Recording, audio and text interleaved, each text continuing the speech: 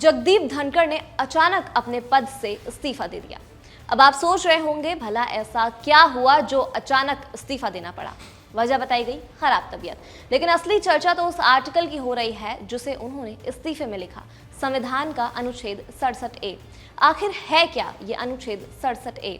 आसान भाषा में समझिए, संविधान का आर्टिकल 67 कहता है कि अगर उपराष्ट्रपति पद छोड़ना चाहें तो उसे बस राष्ट्रपति को एक लिखा हुआ इस्तीफा देना होता है। ना कोई संसद में वोटिंग, ना बहस, सीधा पत्र और इस्तीफा लागू।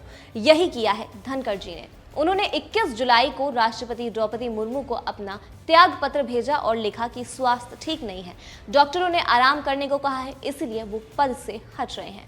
आपको बता दें, जगदीप धनखड़ ने अगस्त 2022 में उपराष्ट्रपति की कुर्सी संभाली थी और अभी उनके कार्यकाल के 2 साल बाकी थे, लेकिन पिछले 1 साल में उनकी तबीयत को लेकर कई खबरें सामने आई। कभी अस्पताल में भर्ती, कभी नैनीताल में इलाज। बीमारी की पूरी डिटेल पब्लिक में नहीं आई है, लेकिन लगता है मामला गंभीर है। अब सवाल है आगे क्या होगा, क्योंकि उपराष्ट्रपति सिर्फ नाम या रस्मी पद नहीं है, वो राज्यसभा के सभापति भी होते हैं और संसद का मॉनसून सत्र शुरू हो चुका है। ऐसे में कुर्सी ज्यादा दिनों तक खाली नहीं रह सकती है। अब नए उपराष्ट्रपति के चुनाव की प्रक्रिया शुरू हो गई है और जल्द ही कोई नया चेहरा सामने आ जाएगा। ये देश के इतिहास में दूसरी बार हुआ है जब किसी उपराष्ट्रपति ने आर्टिकल 67A का इस्तेमाल करते हुए इस्तीफा दिया है।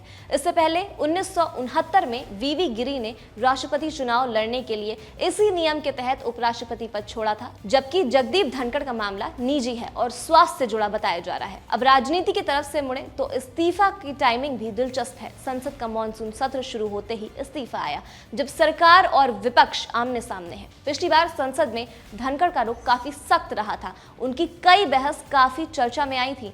विपक्ष तो उनके खिलाफ अविश्वास प्रस्ताव लाने तक की सोच रहा था। अब जब कुर्सी खाली है तो नियम के मुताबिक तब तक राज्यसभा की कमान डिप्टी चेयरमैन संभालेंगे, जब तक नया उपराष्ट्रपति नहीं चुना जाता।